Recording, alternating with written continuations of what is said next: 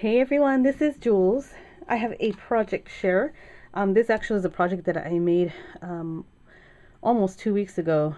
Uh, I have been in the middle of doing a project for my niece who's expecting in at the end of May. And so I did 150 invitations for her, which I had no clue how big that bite was until I started to chew it and try to swallow it. It was a pretty big project, and I'm very, very pleased with how it came out. I'm very excited. Just shipped it off last night, and she should be getting it soon so that they can get started on the baby shower. So I'm really, really excited about it. But I had to take a break from that to make this.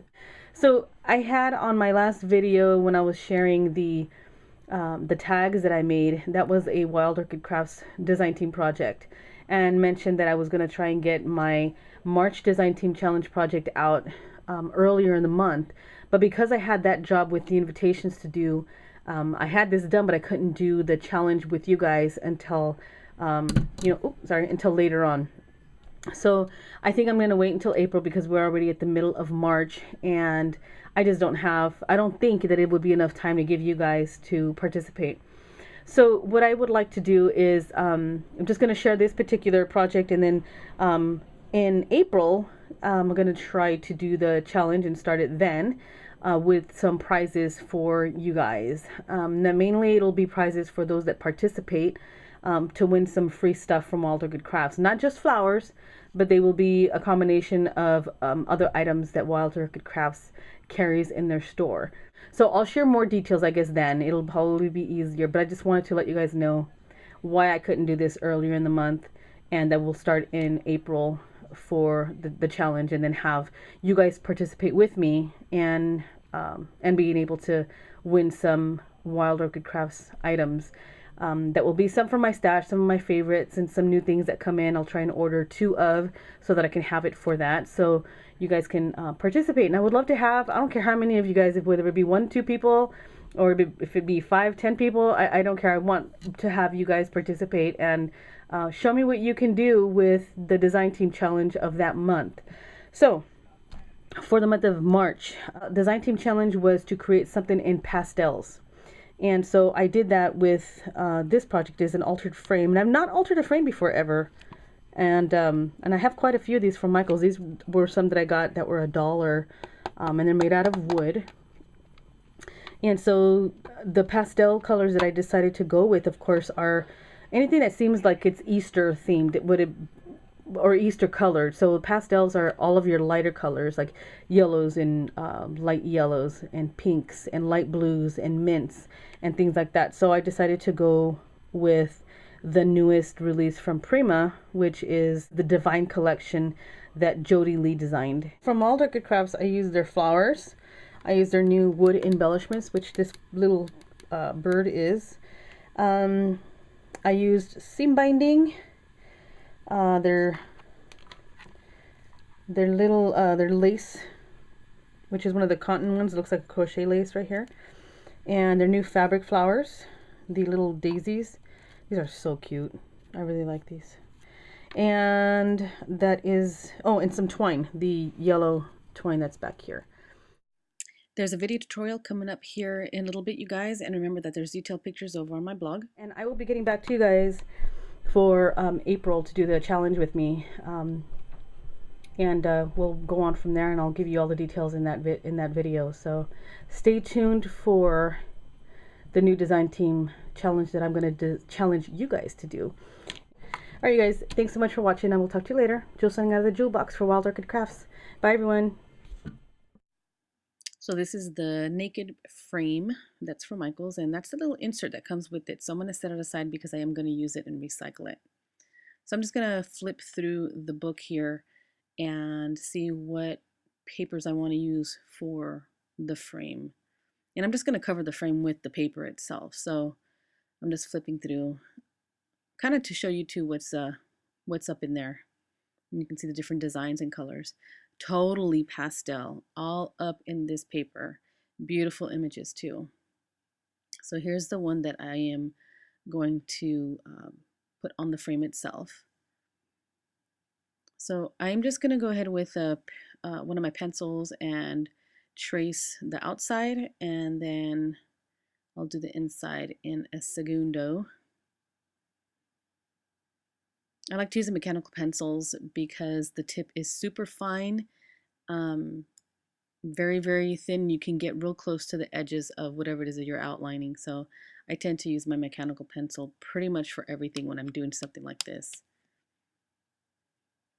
I'm just going to cut it out, and I realized that it was a little bit bigger than a frame, so I probably should have cut like on the inside of the outline, but it's okay.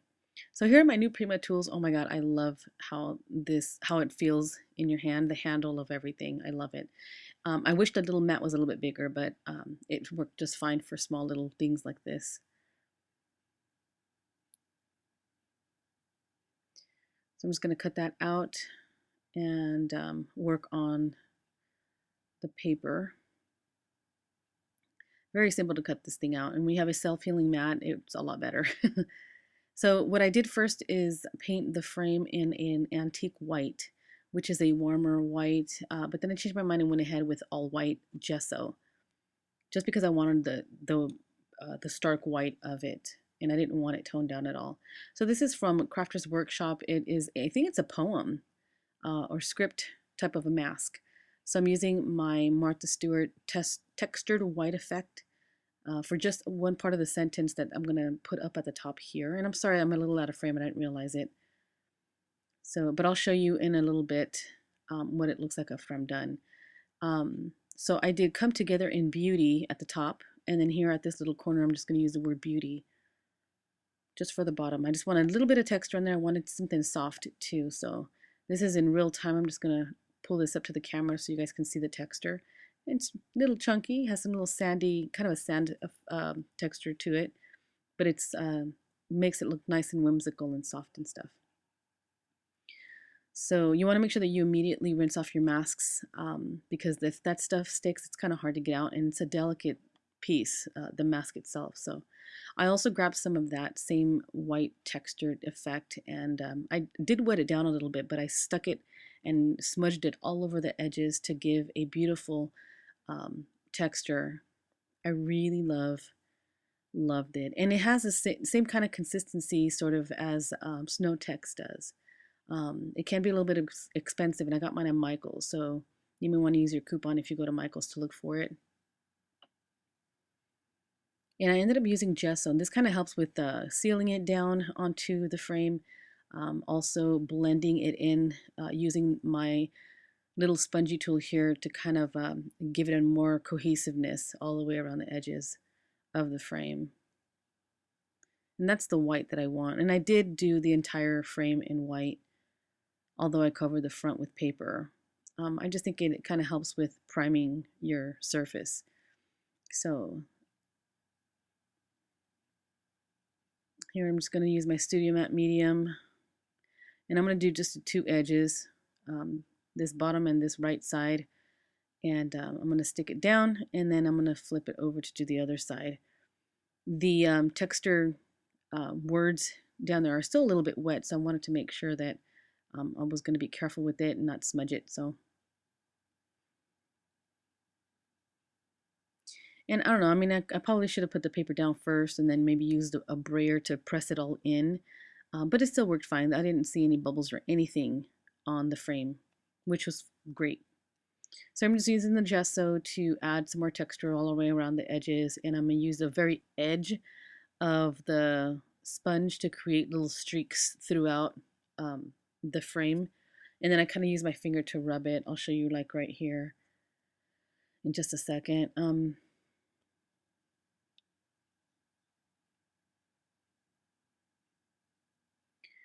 Right there, I did some streaks up on the left, and just use my finger to kind of do a sort of a whitewash and just a little streakiness. And this is my Cherry Lynn die. It's called Fanciful Flourish, and it's one of my favorites. I have another one, but I use this one a lot. Cut it out of green cardstock, and using glossy accents, I'm just sticking it all. Well, I'm sticking the main parts down, and then I'll go in and tuck in little areas that can be tucked down. And there's some cheesecloth in white and some of the white cotton lace from Wild Orchid Crafts. I just did a fishtail cut on the ends of both. Did a little bit of a fold there on the top. And that was just so that I can kind of angle it the way that I did. And this is one of the Prima sprays. I think this is from the Engraver collection. This little pack, they have a different sprays now. So they have packs of like 3 little sprays, and they're little miniature ones. So there's 3 sprays per pack. And I'm using some of Wild Orchid Crafts little peach closed rosebuds. And I'm just tucking them in along the sides and stuff so that I can make it look like they're starting to grow out or bud from that spray.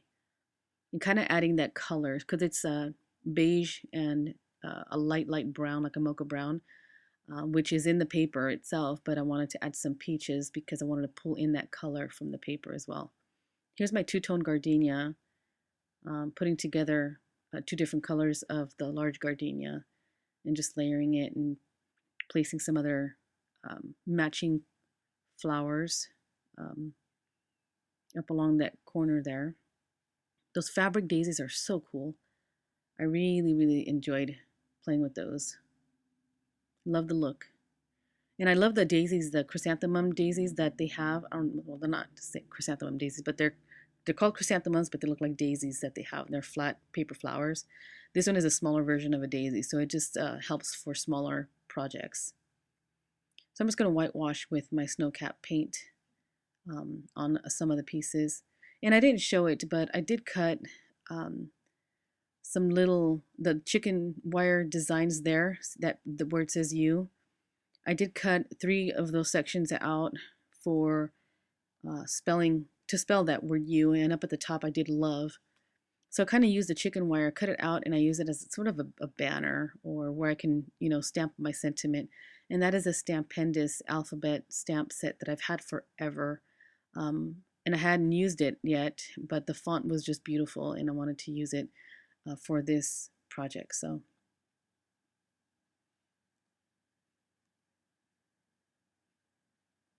just kind of figure out placement. And that's a fussy cut flourish of roses and stuff from the paper collection. And that's a Martha Stewart punch that I already had a bunch of those cut out. So I wanted them to show more, but I ended up hiding them. So I was a little, not upset, but I was a little saddened by that. Because I really did want them to be brownchy back there, like a bushel. So there's some seam binding in the pink salmon from Wild Orchid Crafts. It's right on top of the Prima charm that I painted in gesso. Painted it white because it was creamy. And just tacking down some flowers there. Basically, that's all. Now for the insert here, I wanted to, since it's the exact same size as what needs to be inside the frame, I decided to turn this into a photo mat. So I wanted to hide all that blue and get my surface ready for some of the another paper from the collection. So I did maybe just a couple coats of gesso on here. And I did do both sides, and this is the paper that I chose to do to cover this photo mat with. Again, using Studio Matte Medium, I'm just gonna brush it all the way on, and it happened to be the exact size for the top part of this paper. So using my brayer, just press it down, and to get all the bubbles out, which was very helpful, and then just gonna cut out my mat, and then I'm gonna add some more of the glue on the other side, and you'll see here how the paper I almost put it down on the wrong side. I just noticed that I did that. So it fit perfectly. It was a perfect size. It fit exactly how it needed, and I was hoping that it would, and I didn't even really measure it. It just looked like it would fit. So I'm just gonna cut the excess off and then use my corner chomper to cut through it and round off the corners. Just doing some more whitewashing with some snow cap white paint with a little paint dauber on it, drying it with some heat. And as it's still kind of a little bit wet, I am adding it back into the frame, and it's done. All the links are down below. If you have any questions, let me know, you guys. I will talk to you later. Jules sending out of the Jewel box for Wild Orchid Crafts. Bye, everyone.